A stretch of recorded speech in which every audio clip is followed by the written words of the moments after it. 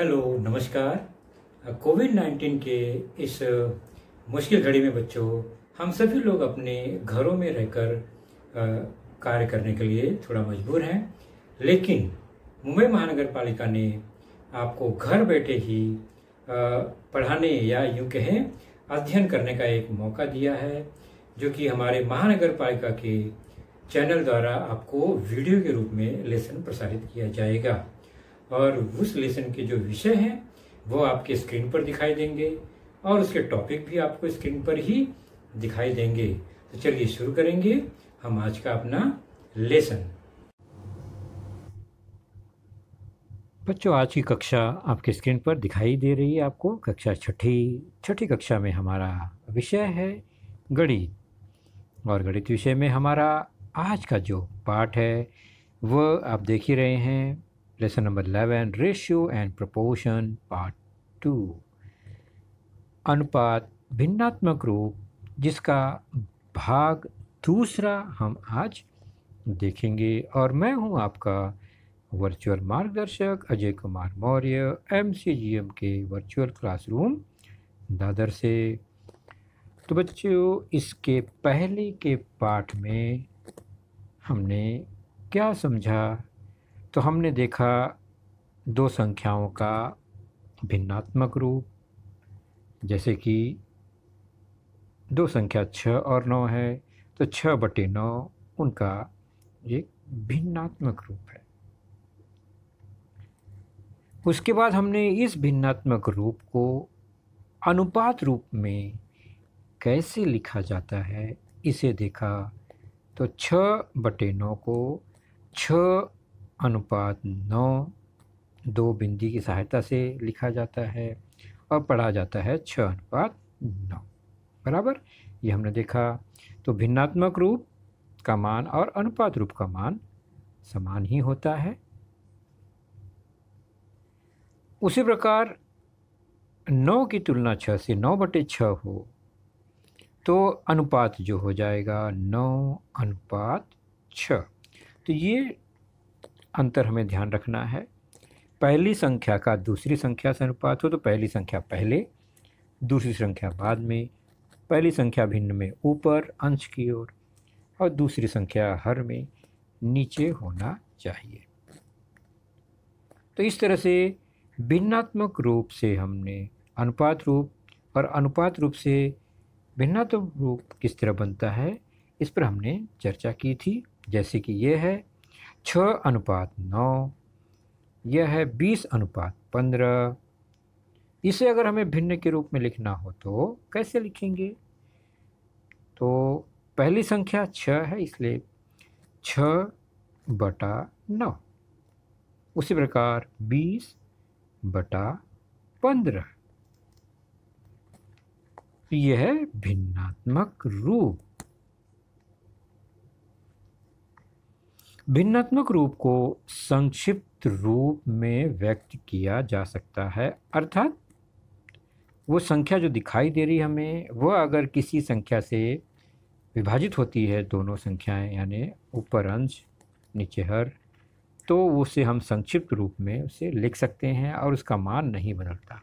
जैसे कि 6/9, 6 और 9 में 3 से भाग जाता है, तो हम 3 से भाग देकर दोनों में, एक जगह नहीं दोनों में, दोनों संख्या एक ही पहाड़े में आनी चाहिए।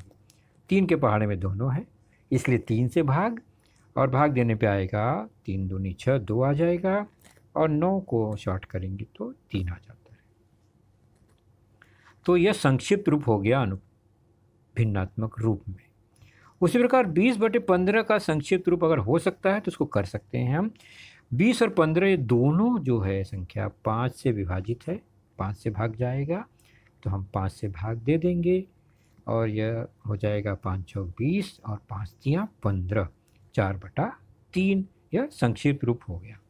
तो अनुपात रूप, भिन्नात्मक रूप, उसको संक्षिप्त रूप में हम लिख सकते हैं। और एक बार संक्षिप्त रूप लिख दिया तो उसको फिर अनुपात के रूप में यानी संक्षिप्त रूप में अनुपात भी हम लिख सकते हैं। 2/3 को हम 2:3 कर सकते हैं, 4/3 को 4:3 भी कर सकते हैं।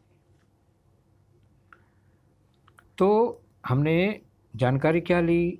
महत्वपूर्ण बातें हमने क्या देखा कि अनुपात ज्ञात करते समय अगर एक ही राशि है तो उसकी इकाई समान होनी चाहिए। ये ध्यान रखना है, हमने ये सीखा पिछले लेसन में। उदाहरण के तौर पर लंबाई है तो दोनों लंबाई इकाई समान होनी चाहिए। अगर द्रव्यमान है तो दोनों द्रव्यमान की इकाई समान होनी चाहिए। तो इस तरह से ध्यान रखना है। जैसे कि लंबाई अगर राशि है तो दोनों जो संख्या है या उनकी इकाई समान हो, मतलब अगर एक लंबाई मीटर में है और दूसरी लंबाई भी मीटर में हो तो ही हम उनका अनुपात निकालेंगे। उदाहरण के तौर पर समय है, अगर एक संख्या जो है राशि उसकी इकाई मिनट में है और दूसरी की इकाई अगर घंटे में है तो हम इसका अनुपात नहीं निकाल सकते घंटे और मिनट के रूप में, तो ये अनुपात नहीं हो सकता।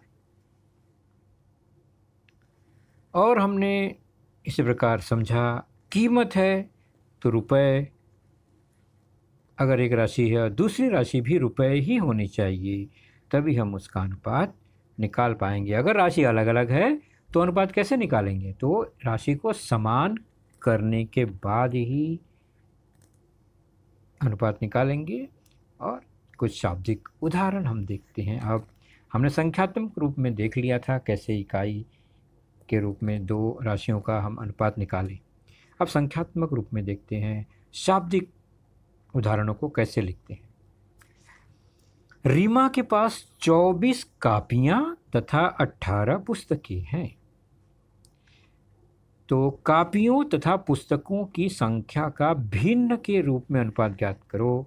हमने उदाहरण देखा था, ये प्रश्न संख्या 59 पर है, फिर भी देख लेते हैं कैसे हल निकाला। पहली राशि क्या है?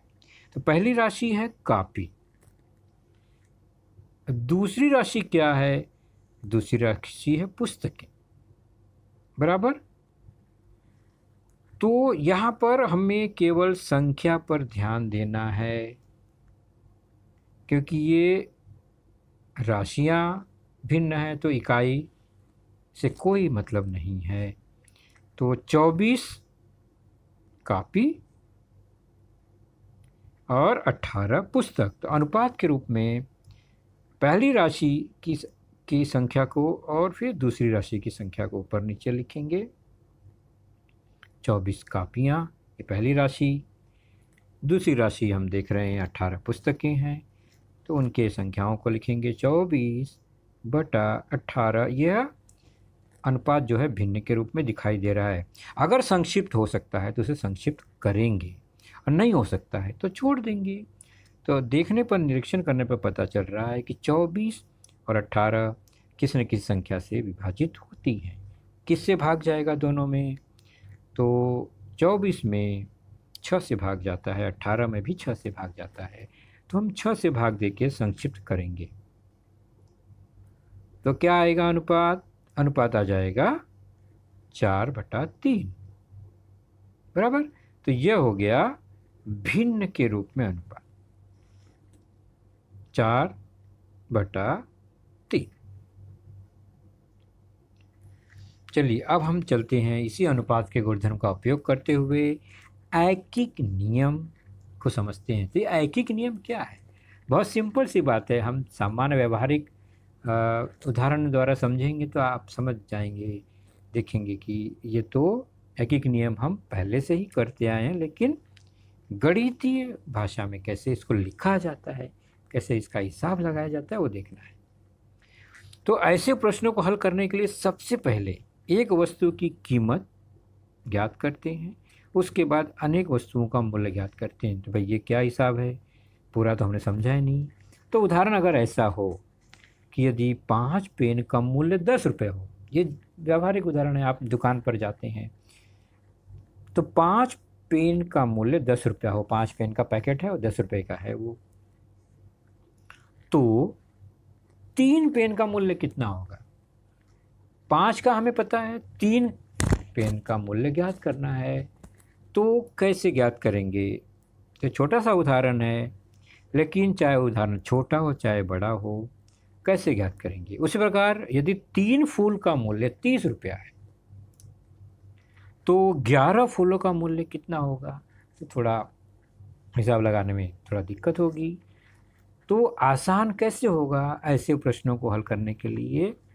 तो ऐसे प्रश्नों को हल करने के लिए मैंने पहले ही कहा, सबसे पहले एक वस्तु की कीमत, जितना भी दिया गया हो कीमत, पहले उसमें एक वस्तु का दाम निकालेंगे। एक वस्तु का दाम मिल गया, मिलने के बाद जितनी वस्तु का हमें चाहिए उससे गुणा करेंगे, यानी तब अनेक वस्तुओं का निकालेंगे। तो पहले बटा के रूप में, अनुपात के रूप में भाग देके एक वस्तु का निकालेंगे, फिर गुणा करके ज़्यादा वस्तु का निकालेंगे, है ना। तो अनेक से एक करना हो तो भाग देते हैं बटे के रूप में लिखकर, और फिर एक से अनेक वस्तु का निकालना हो तो गुणा करके उसका मान निकालते हैं। तो चलिए हम पहले क्या करना है, अनेक यानी 5 पेन का मूल्य है, उससे हम एक पेन का मूल्य ज्ञात करेंगे। फिर उसके बाद एक पेन के मूल्य से फिर बाकी 3 पेन का मूल्य ज्ञात करेंगे। तो अनेक से एक भाग देकर और एक से अनेक गुणा करके यह प्रश्न हल होता है। चलो पहला उदाहरण हल करने का प्रयास करेंगे। यदि 5 पेन का मूल्य 10 रुपये हो तो 3 पेन का मूल्य कितना होगा।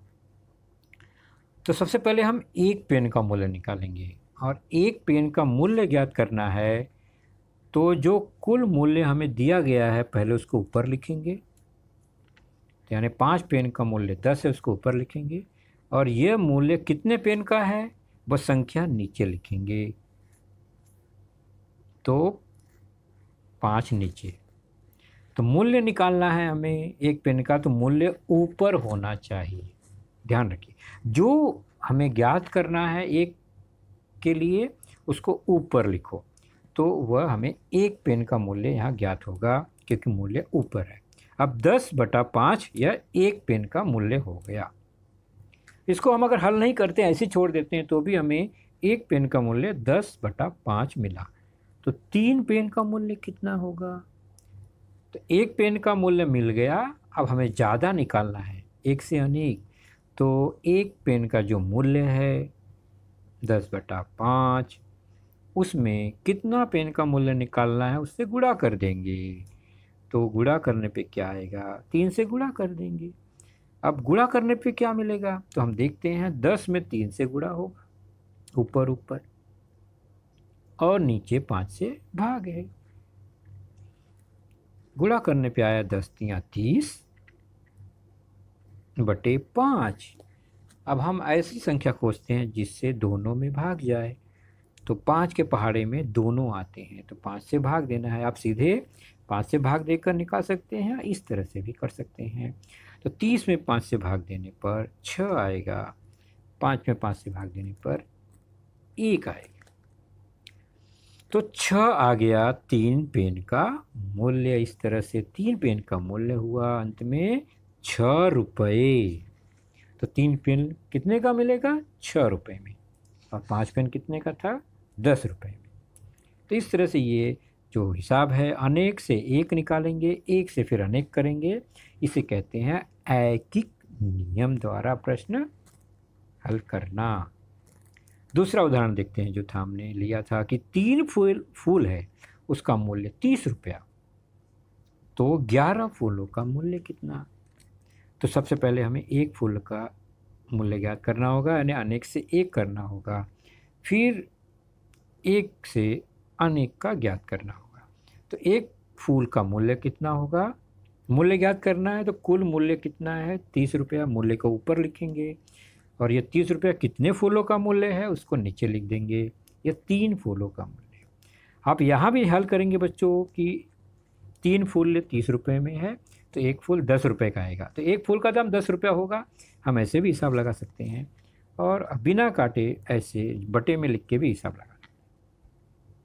तो 11 फूलों का मूल्य कितना होगा, तो एक फूल का मूल्य 30/3 है, वो हमने ऊपर लिख लिया है। 11 फूलों का मूल्य चाहिए तो गुणा करेंगे अब, यानी एक से अनेक करना है, तो आ जाएगा 11। अब गुणा करने पर कितना आएगा, 30 में 11 से गुणा होगा। नीचे है 30, 11 में 30 का गुणा 330 बटा 3। अब 3 से भाग दे देंगे 330 में, तो दोनों में 3 से भाग देने पर हमें क्या मिलेगा, भाग देकर देखेंगे तो आएगा 110। तो 11 फूलों का मूल्य 110 रुपया हमने हिसाब लगा लिया। और हमने वैसे भी देखा कि एक फूल का मूल्य 10 रुपया, क्योंकि 3 का 30 है तो 1 का 10, तो एक फूल का 10 रुपया है, तो 11 फूलों का मूल्य 10 गुणे 11 110 रुपये ही आएगा। लेकिन हर बार हम एक मूल्य के लिए काट के संक्षिप्त रूप नहीं निकाल पाएंगे, तो ऐसे ही बटे में छोड़ के ही अंतिम हिसाब किताब करना है लास्ट में। तो अनेक से एक किया हमने, फिर एक से अनेक किया, और यही तरीका है ऐकिक नियम का। प्रश्न संग्रह 29 पेज 60। चलिए देखते हैं आप पाठ्यपुस्तक में पेज नंबर 60 पर यह प्रश्न है। और ऐसे प्रश्न उदाहरण मार्केट में, बाज़ार में, आप व्यवहारिक उदाहरण में हमेशा आप देखते हैं और हिसाब लगाते हैं जब दुकान में जाते हैं। 20 मीटर कपड़े का मूल्य 3600 रुपये है, तो 16 मीटर कपड़े का मूल्य ज्ञात करो। तो क्या दिया गया है, 20 मीटर कपड़े का मूल्य कितना है, 3600 रुपये। तो हम पहले क्या करेंगे, 1 मीटर कपड़े का मूल्य ज्ञात करेंगे। मूल्य ज्ञात करना है इसलिए मूल्य को ऊपर लिखेंगे। तो मूल्य है 3600 रुपये और कपड़े हैं 20 मीटर, तो 20 मीटर के 3600 हैं, तो 1 मीटर का हो गया 3600 बटे 20। यह 1 मीटर कपड़े का दाम मिल गया। हम इसको अभी सरल नहीं करेंगे, ऐसे ही छोड़ देते हैं। अब हमें ज्ञात किसका करना है, 16 मीटर कपड़े का। तो क्या करेंगे, 1 मीटर का जो दाम है वह है 3600 बटे 20 या 3600 बटे 20, उसमें 16 से गुणा करेंगे, क्योंकि हमें अब अनेक यानी एक से ज़्यादा मीटर का दाम निकालना है, तो 16 से गुणा। अब हमने देखा गुणा कैसे होता है, तो 3600 गुणे 16 बटे 20। इसको हम सरल रूप दे सकते हैं। हमें 20 का पहाड़ा अगर नहीं याद है तो हम 10 के पहाड़े से काट सकते हैं, फिर 2 के पहाड़े से काट सकते हैं। तो 16 मीटर कपड़े का मूल्य आप जब हल करेंगे इसको तो आएगा 2880 रुपये। तो इस तरह से 16 मीटर कपड़े का मूल्य हमें ज्ञात हो जाएगा। अगला एक प्रश्न है क्रमांक 6। खेती की जमीन पर तैयार करने वाला एक ट्रैक्टर 3 एकड़ जमीन तैयार करने में 12 लीटर डीजल खर्च करता है। 19 एकड़ जमीन तैयार करने में वही ट्रैक्टर कितने लीटर डीजल खर्च करेगा। तो क्या दिया है, दिया गया है कि 3 एकड़ जमीन को तैयार करने में 12 लीटर खर्च हुआ डीजल। तो 3 एकड़ के लिए 12 लीटर खर्च हो गया, और पूछा है कि 19 एकड़ के लिए कितना। तो 3 एकड़ का हमें पता है, हम 1 एकड़ का हिसाब निकालेंगे पहले। इसलिए 1 एकड़ ज़मीन तैयार करने में खर्च डीजल कितना होगा, तो डीजल बताना है, डीजल को ऊपर रखेंगे। डीजल कितना है, 3 एकड़ के लिए 12 है तो 12 को ऊपर, और कितने एकड़ के लिए 12 है, 3 एकड़ के लिए, तो वह नीचे। तो 12/3 जो लीटर है वह 1 एकड़ के लिए खर्च डीजल है। अब हमें 19 एकड़ के लिए कितना डीजल खर्च आएगा बताना है। तो 1 का हमें पता ही है कि 12/3 है, तो 19 का निकालना है तो गुणे 19 कर देंगे। गुणा करना है, ज़्यादा का निकालना है। तो अब हम 19 और 12 का गुणा होगा इस तरह से, बटे 3 आ जाएगा। का गुणा करने पे कितना आएगा, 19 और 12 का गुणा करेंगे 228/3, मतलब 3 से भाग दे देंगे उसमें। और अगर हम 3 से भाग देते हैं तो हमें मिलता है 3 सतह 21, 3 छक 18, मतलब 76 लीटर। 19 एकड़ ज़मीन तैयार करने में वह ट्रैक्टर 76 लीटर डीजल खर्च करेगा।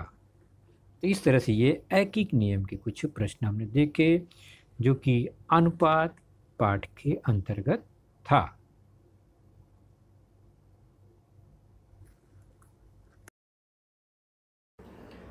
तो बच्चों, आपने देखा आज का लेसन, उसके प्रमुख मुद्दों को ध्यान से बार बार दोबारा देखकर समझने का प्रयास कीजिए, क्योंकि एक बार देखने पर किसी को भी वो पूरा मुद्दा समझ में नहीं आता। तो जैसे ही हम 2 बार 3 बार देखेंगे तो हमें वह समझ में आने लगेगा। और इसके आगे की जानकारी जो होगी बच्चों, वह निश्चित ही हमारे अगले वीडियो में होगी। तो उस वीडियो को देखने के लिए, उसकी सूचना प्राप्त करने के लिए जो नीचे सब्सक्राइब का बटन होता है उसे ज़रूर प्रेस कीजिए और नोटिफिकेशन ऑन रखिए, ताकि जैसे ही हमारा लेसन चैनल पर डाला जाएगा आपको वह तुरंत प्राप्त होगा। तो अपना ख्याल रखिए, सुरक्षित रहिए। Thank you.